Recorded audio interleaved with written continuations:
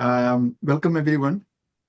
So our first speaker today is Dr. Fulya Baysal-Gurel, and she is an Associate Dean of Research at College of Agriculture and Associate Professor at Tennessee State University,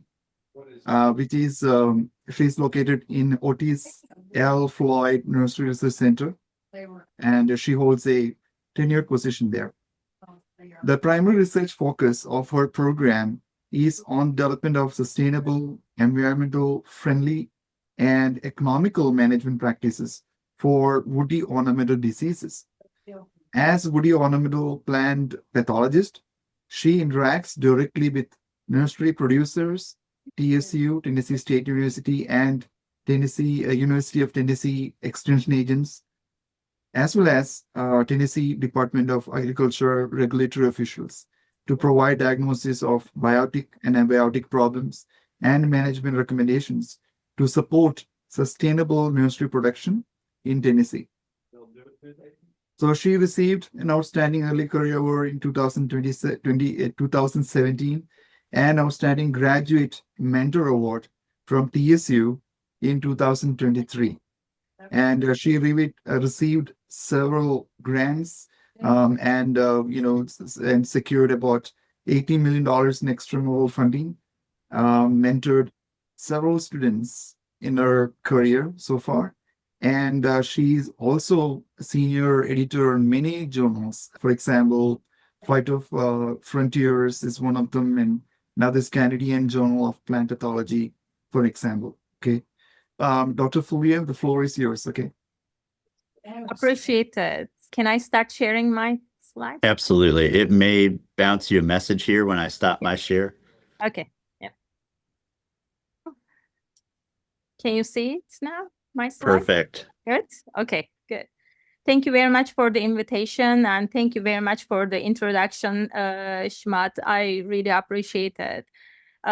So today we will be talking about vascular streak dieback, and I will be sharing some of the updates coming from Tennessee State University related with these emerging issues impacting the woody ornamental production. First detection happened in Tennessee and on Redbud plants, Cercis canadensis, in 2019. With observation of different symptoms, some of the trees exhibiting diebacks and defoliation, water sprouts nearby the grafting areas, specifically leaf scorching, and specifically the vascular streaking, which we call as vascular streaking. Those were the typical symptoms when we identified the vascular streak dieback in the field condition in 2019.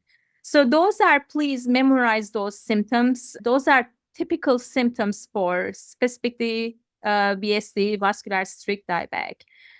Of course, hosting diagnostic lab here at the Nursery Research Center, we received those symptomatic plant tissues, and when we did some of the, again, incubation procedures and culturing, we identified rhizoctonia-like fungus from the specific vascular tissues showing this marble-shaped discoloration.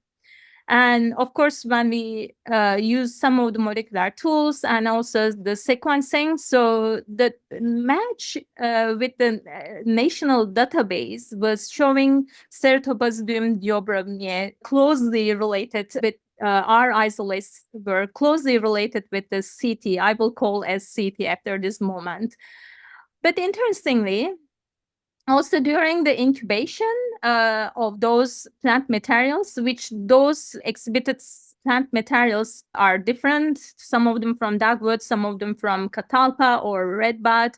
This is one way for us to confirm the organism presence on the tissues, infected tissue materials. We incubate the plant materials. And when we incubate the samples, the fungal organism oozing from the tissues, that was the clear observation what we were catching. But again, the response from the different host was different. Completely, again, dogwood, for example, you could see the mycelium ooze coming out from the tissues in 2 days, but redbud was like 15 days. Even the root system, they were exhibiting the fungal growth from those infected plant materials.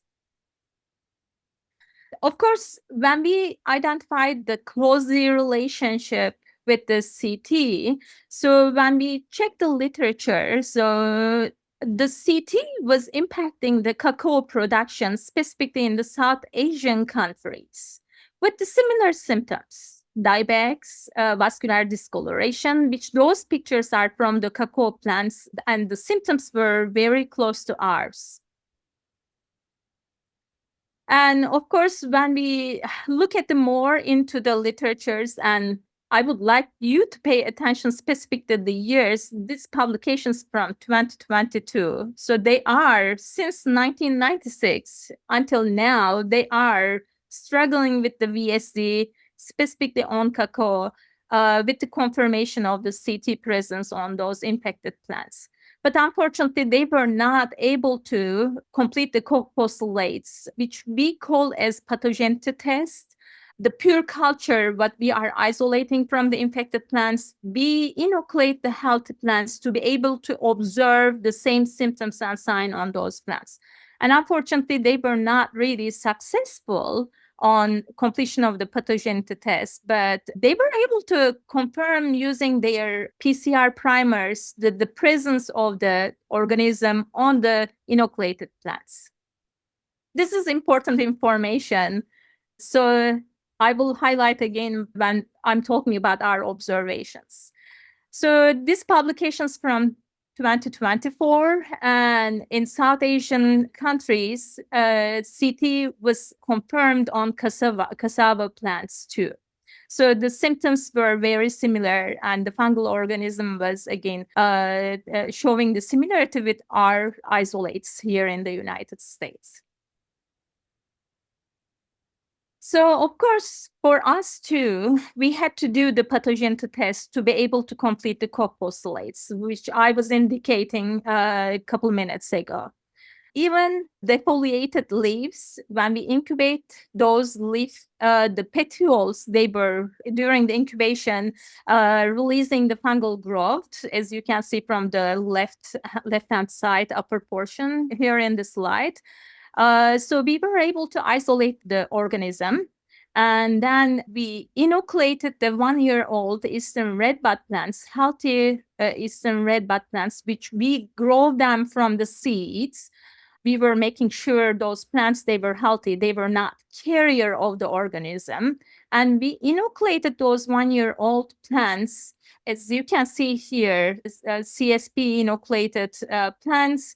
They were exhibiting streaking 5 to 8 centimeters from the inoculation point, comparing to the control, which is in the right-hand side. So we had only the agar plaque placed into the tissues, which this plant stayed healthy, and we were not seeing any symptoms or signs on those control plants. So we attempted, because to be able to complete the Koch postulates, one last portion is the re-isolation of the organisms from the inoculated plants.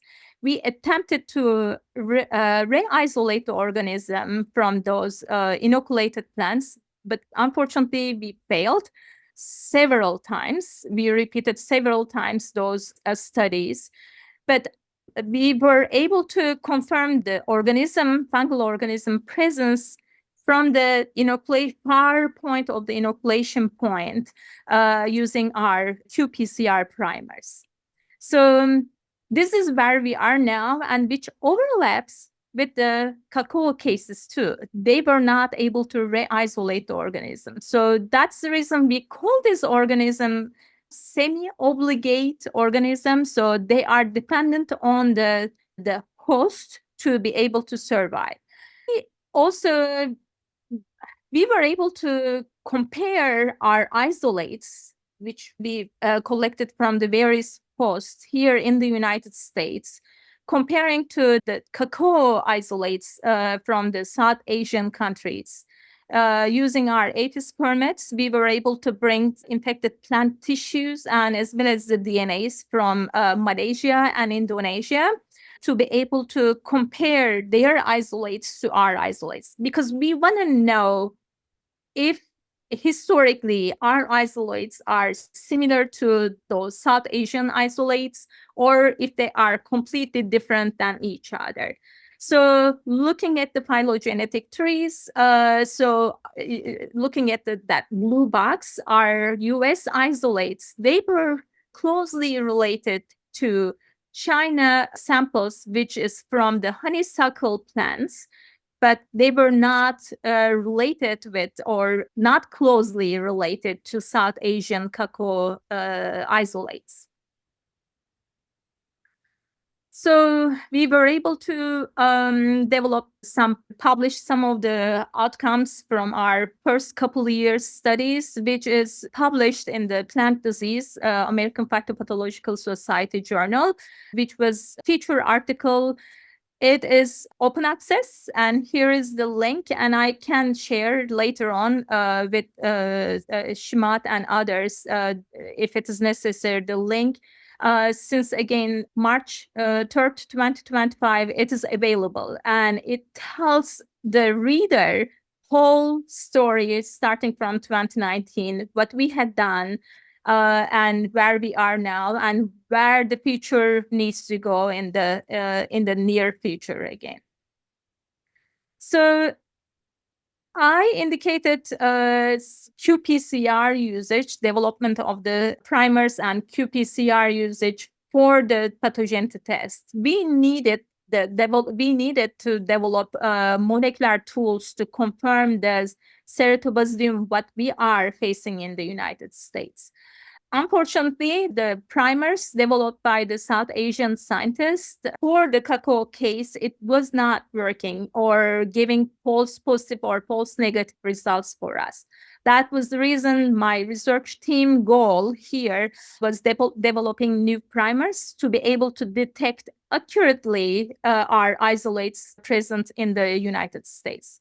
We designed the primers, and then we invited several laboratories, including some of the private labs in the United States.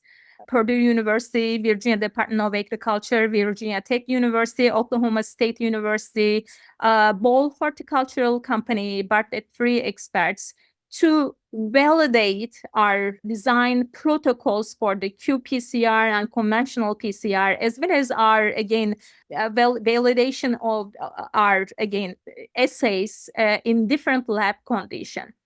This was important because we would like to have similar results from individual labs, which again, this was a great study on validation. So we were able to confirm in different labs, this primers and protocols assays was working very well. So we were able to publish this also this year, May 30, 2025. This can be reached out through Plant Disease Journal, and it is open to all nations, so all diagnostic labs under the NPDN, National Plant Diagnostic Network, they can use these primers and protocols in their lab to be able to detect the Basidium on these samples. We collaborated also with Virginia Department of Agriculture and Virginia Tech University. So Virginia Department of Agriculture conducted survey using our PCR protocols and also the primers. They were able to confirm the presence on different hosts, not only on redbuds. So the qPCR development or the designing the primers was also important for us to detect the spores using the spore traps in the air. So we know the biology, Ceratobasidium or CT biology from the South Asian cacao cases. So we know they release spores in the air. And the infection or reinfection starts with the spore release from the infected plant materials and then going to the healthy plants.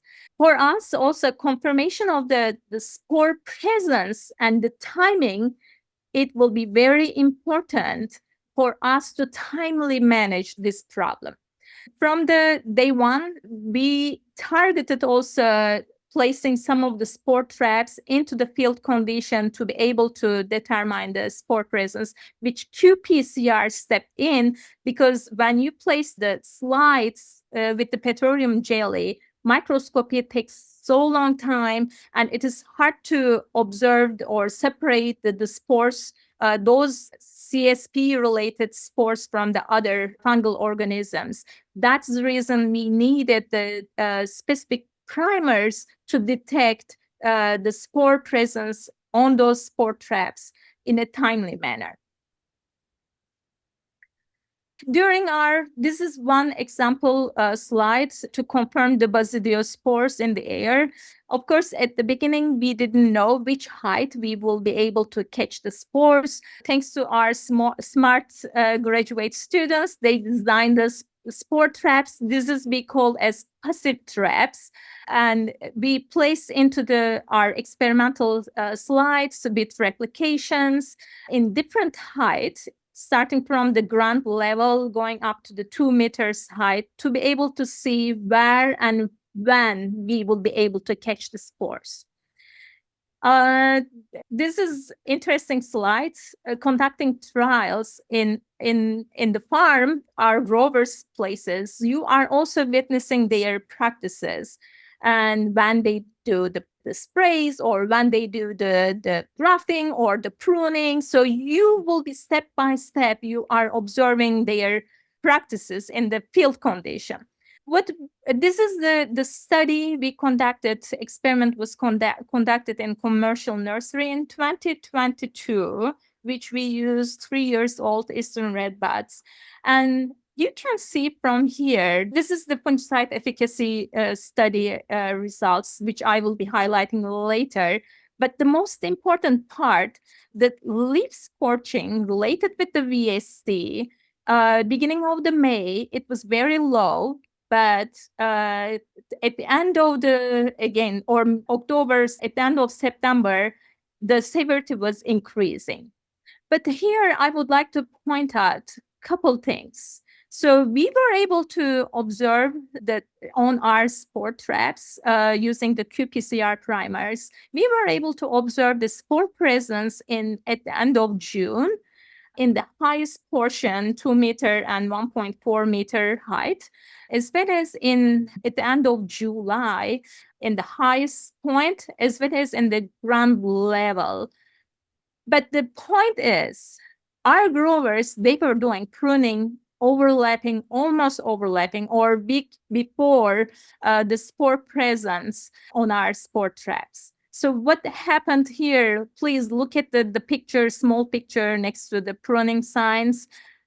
Our growers, they were going and pruning the plants and then leaving the plant residues on the ground.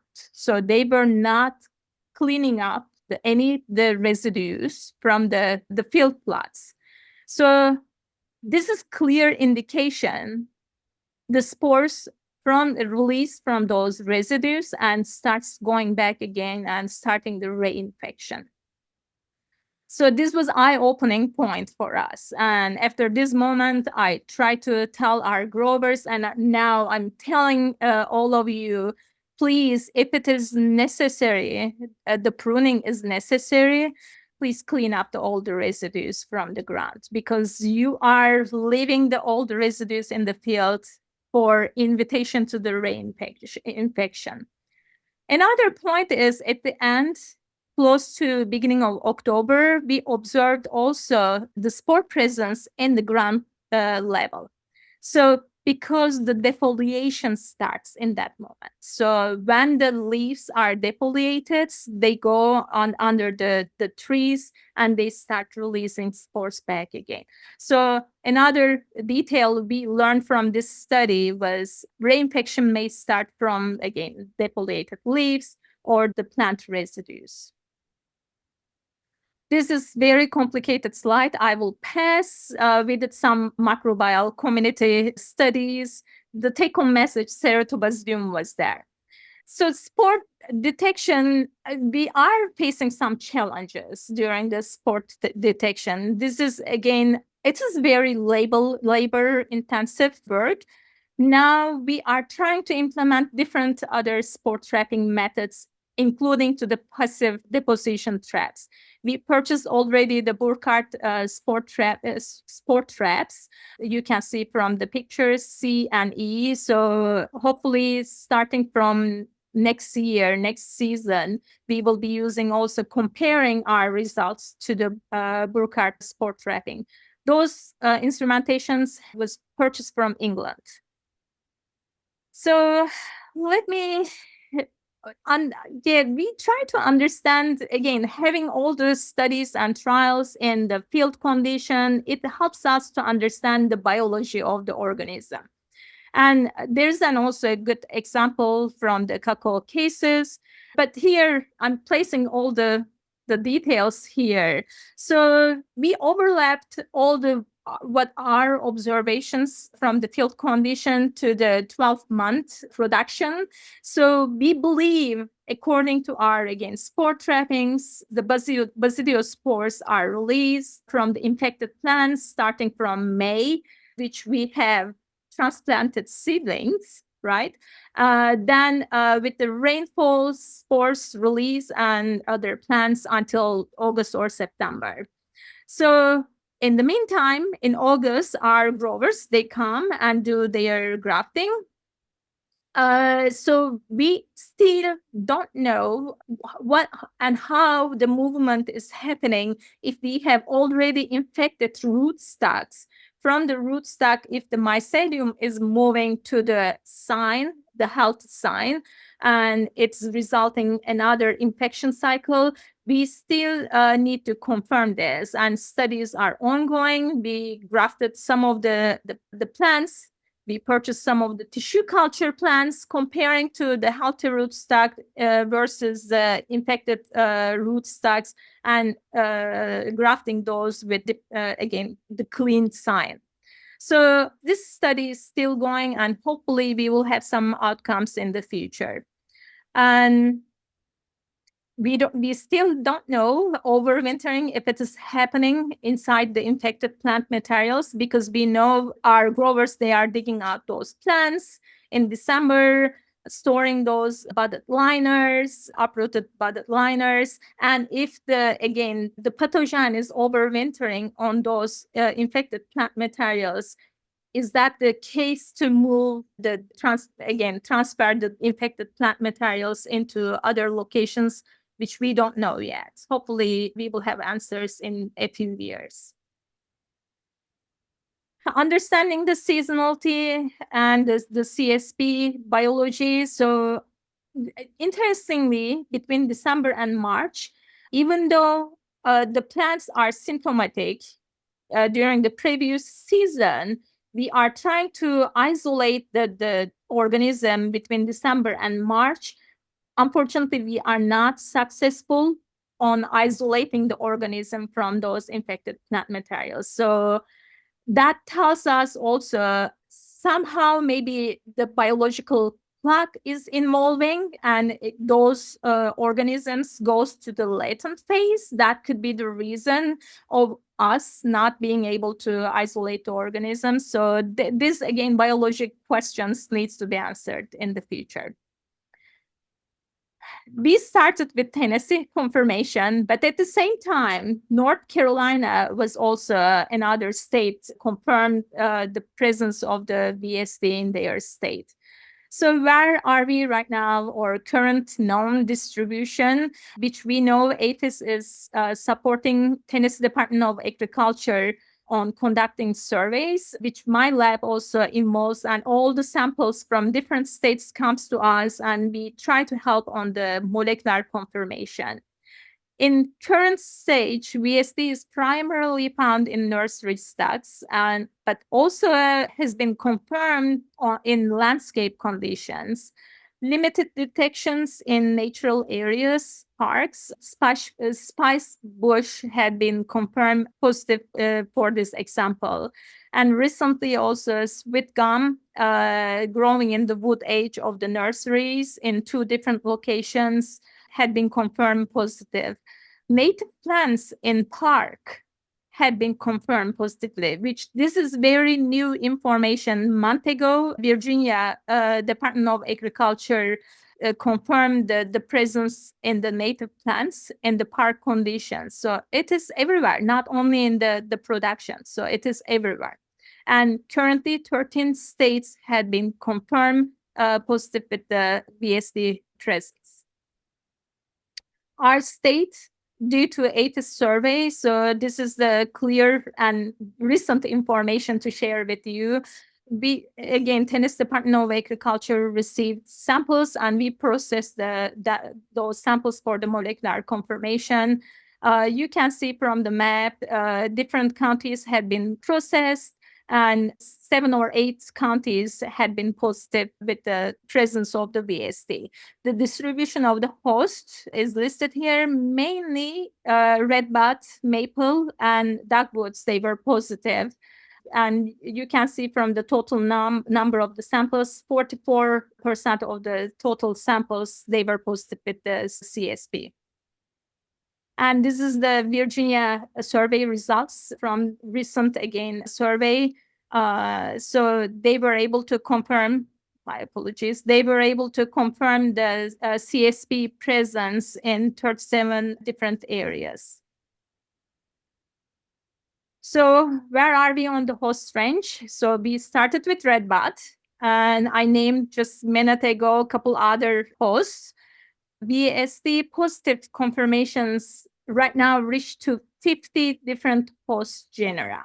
So the number is increasing. And what we had done on the fungicide efficacy trials, very first couple of years, immediately industrial partners reached us, and growers, they opened their doors for us, and we conducted our trials. Still we are conducting our trials in the commercial nurseries.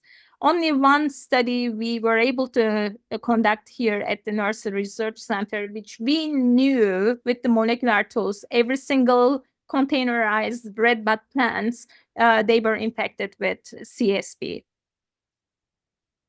So this is one of the study which I indicated previously, the pruning cases. In 2022, we had the industrial partners requested from us testing different fungicide programs as well as the single fungicide efficacy for the VSD management. And according to our study, leaf scorching, again, we started observing from end of May. And you can see at the end of the study, the brown color here, you can see they were the non-treated control plants. They were showing the highest disease severity due to VSD. And some of the treatments definitely helped suppressing the disease, leaf scorching.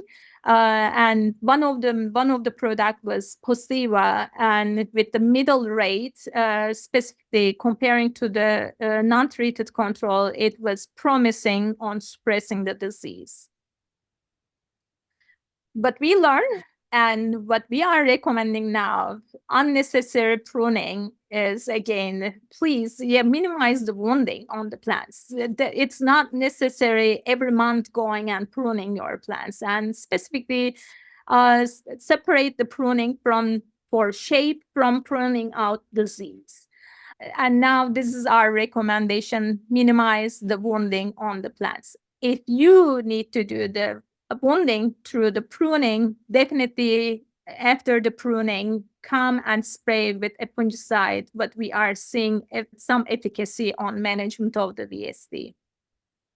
So this is very interesting information. So I just wanted to share with you. So although sanitation practices, removing those plant residues, pruning, again, residues, we know it will cost money, and labor costs may reach out to, this is a publication from 1999, labor costs may reach from 125 to 293 US dollar per year per hectare.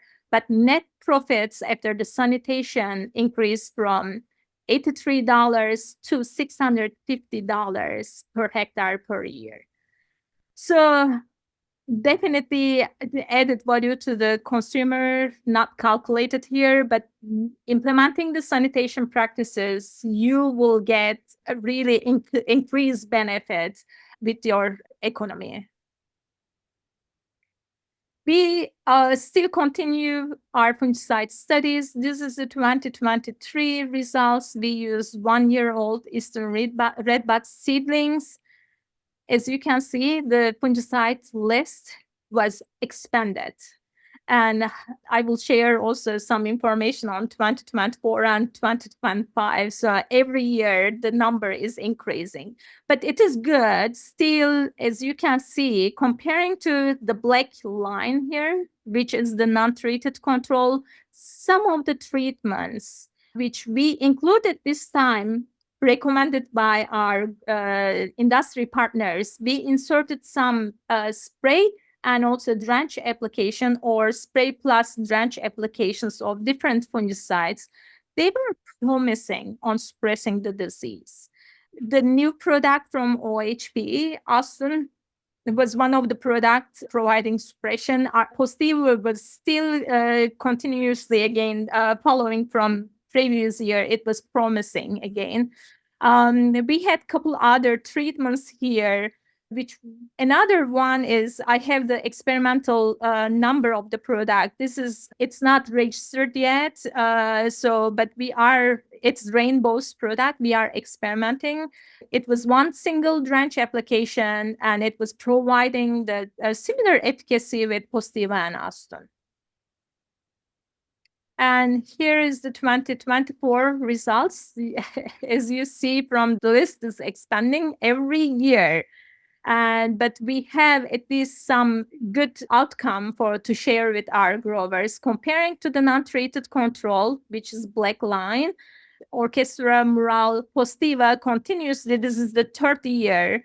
And Rainbow's experimental product. And we started also creating rotation program with the promising products. So they were giving some hope for us or hope for our growers to insert into their rotation program. Sorry. Let me switch the slide. And we were able to publish those studies on, again, our society journal as plant disease management reports. And those can be reached out easily from APS. So the next question, which redbud should I grow? So we have beautiful redbuds, beautiful. So, and unfortunately, I'm still keeping the names, cultivar names as A, B, C, D. So because a few of them, they are patented. And that's the reason we are color coding. And also using some letters for those cultivars. But we were able to compare some of the yellow color cultivars to purple color and dark green color cultivars. This is the outcome from the 2022 and 2023. And here is the 2022 results. So some of the cultivars which specifically yellow cultivars, they were more susceptible comparing to dark green and purple color cultivars. And some of the dark green and as well as the purple color cultivars, they were holding and not exhibiting any symptoms on the plants until August. And then they were picking up on the severity, but it wasn't as severe as the yellow cultivars and as well as the Eastern Redbud, which is generally used as rootstock for our growers.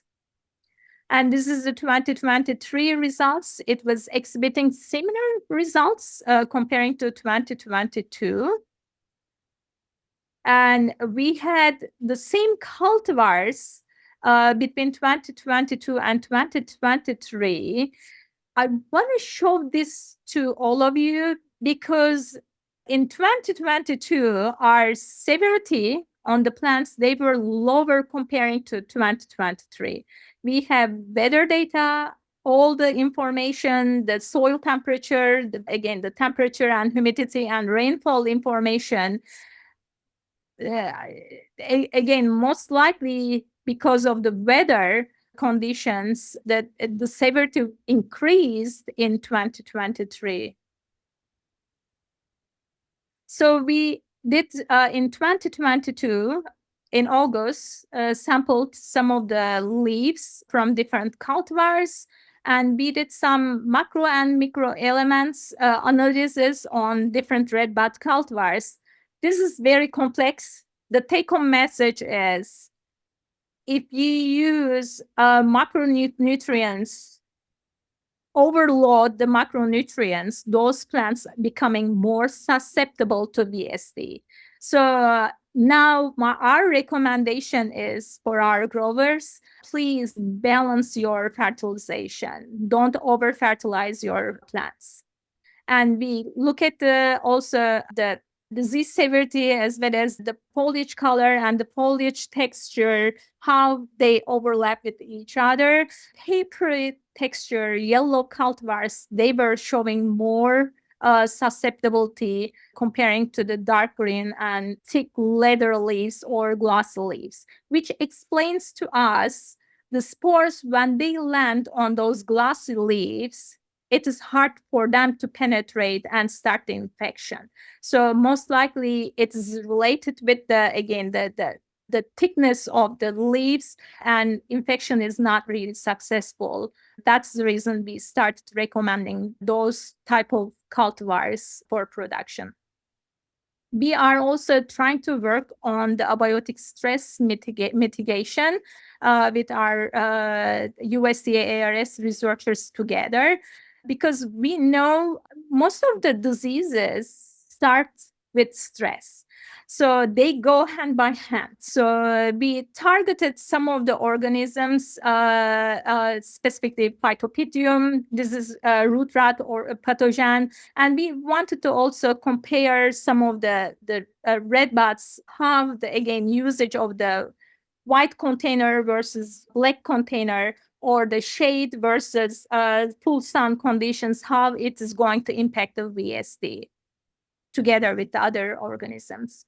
So this is new information. So we are repeating this year. I have not had the results to share. This is, again, last year, only 1 year results. We use the white container versus black container. As you can see, shade versus full sun. The root zone temperature, because if you will be able to reduce the root zone temperature, you will have happy plants and healthy plants. That was our goal. So when we compare, which is the black line here, that is the sun, full sun and black container usage, which most of our growers, they use. And when we compare to the sun, full sun and black, shade and white container usage, shade and black container usage, and as well as full sun and white container usage, reduce the root zone temperature on those plants. Of course, when the plants, they are happy, they have a better height, increased height, and increased also caliber size. So we look at the also Phytopythium vexans presence, and as well as usage of the black and white pots usage. And we inserted also one of the biocontrol agent into the factor. So here, the point is, again, the caliper increase higher in the white container, definitely. Bit increase is happening also with the white container usage. And some of the, again, chlorophyll content information was valuable to know. But we have not observed any differences between the, again, root shield usage or the white versus black container. But here, when we look at the VSD severity and Phytopythium root rot severity on those redbuds, green redbuds, Pot color had no impacts on VSD and Phytopythium root rot, but definitely root shield usage reduced, again, the root rot severity, but at the same time reduced the VSD severity on the same plants. So currently, what we are recommending for the management of the vascular strict dieback, scouting, early diagnosis, if you are suspecting any plants with the VSD symptoms and signs, please communicate with your extension specialist nearby and reach out to the diagnostic lab. If you want to send sample to us, I will be happy to share my APHIS permit to receive samples we are doing for other states as well. Please reach me out. We will be happy to diagnose your problem. Sanitation practices is the most important part here. And crop rotation with right now over 50 different hosts, it's very difficult, but still it's recommended. Avoiding unnecessary pruning is one of the ways to manage this issue and use only healthy plants for propagation. Proper irrigation will be important to reduce the severity of the diseases. Using appropriate depth for planting, because if you plant so deep, that is an invitation because it will create additional stress on the plants. That's the reason we are looking at the root rot pathogen and also VSD interaction right now. Because most of the samples we are receiving, if they are coming as whole plant, we are also observing root rot issues on those plants. So let's make those plants happy and healthy, which starts with the planting. So if you plant so deep, so that is an invitation to root rot issues and as well as the VSD. Avoiding herbicide injury will be important, proper fertilization, and we do have some recommendation for chemical control. Please try to include those products into your rotation programs if you are facing with VSD issues. We brought together a group of scientists, growers, industry partners here at the Nursery Research Center last year, October 1st and 2nd, which are again sponsored was USDA NEPA, SCRI program. So they funded us to develop our working group. So it was very productive meeting, 2 days meeting. Growers, our goal was determining the priority topics on the VSD studies for future. This is the list of our attendees. We had close to 80 attendees during the meeting, and well representation from different institutions, different states, and growers. So we identified targeted our objectives, and now we are in the stage of the full proposal submission, CAP proposal submission, which we are invited, and the deadline is next week. Europe became aware about VSD, and they reached us out, and we helped them to put alerts related with vascular strict dieback and provided pictures, symptomatic plant pictures. They are watching us too. And we have an fact sheet. Virginia Cooperative Extension also published another fact sheet. Those are all collaborative efforts between all those groups. And we do have we are posting on our lab website all the updates, as well as HRI, American Horde, is hosting our updates on their website, which are proceeding from the workshop handled in October is hosted on their website. So we did several actually webinars, and one of them was very important. We were invited to present our research updates to Architect of the Capitol in 2024. They have concerns also in DC area if it will spread. So that was very important to reach them out. So we put together news magazine articles from different states, and also our article on this Redbud problem had been highlighted by the Nursery Management magazine. Of course, all the work was done all together with partners from industry, federal agencies, associations, Department of Agriculture, and I'm thankful to all of them for their support. So with that, I would like to take questions. Thank you so much, Fulya, for a wonderful talk. It was Thank you. an overview on this, for anybody who's not seen it. This is kind of a one shot. So, Thank you. so this is the time for questions for Fulya. So if you have any questions, I would encourage you to type in the Q&A box there. That would be a good place to put your question, and I can read the question to Fulya and she can address it right now. Okay. That will be great, because still I have full screen. If you can read the questions, I will appreciate that. Sure. So since, I see a question right away. Saying fantastic presentation. About 2 years ago, I attended a seminar by Dr. Hossein Chen. He's a plant breeder from NC State. He Chen said Chen. anecdotally that this chinensis is resistant to VSD. Can you confirm this? If you remember, so I highlighted this screen, different species as well as different cultivars. Let me try to go back. I'm sorry. So let's look at this list.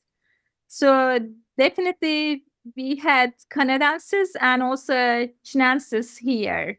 And that was dark green, one of the cultivar.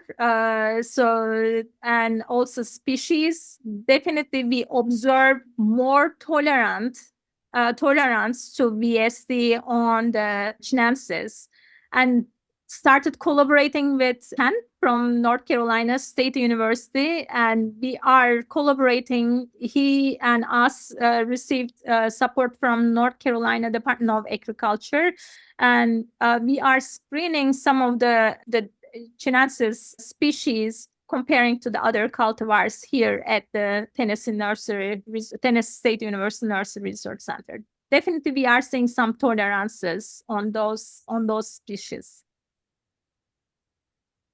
Great. But I'm not saying resistant. I'm hesitant saying that. So yes, definitely, tolerance level is different than some of the cultivars here highlighted.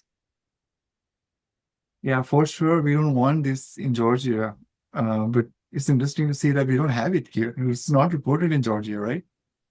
Hopefully, I know I introduced your new Dr. Gimiri Dr. Gimiri to our state plant pathologist, because APHIS is funding for the national survey, and hopefully maybe in the near future, he may connect us with your Department of Agriculture, and they can join on the survey. I'm sure the collaboration will help on the confirmation.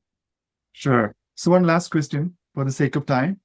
Okay, so this question is, what is the rootstock that growers use to graft cultivars?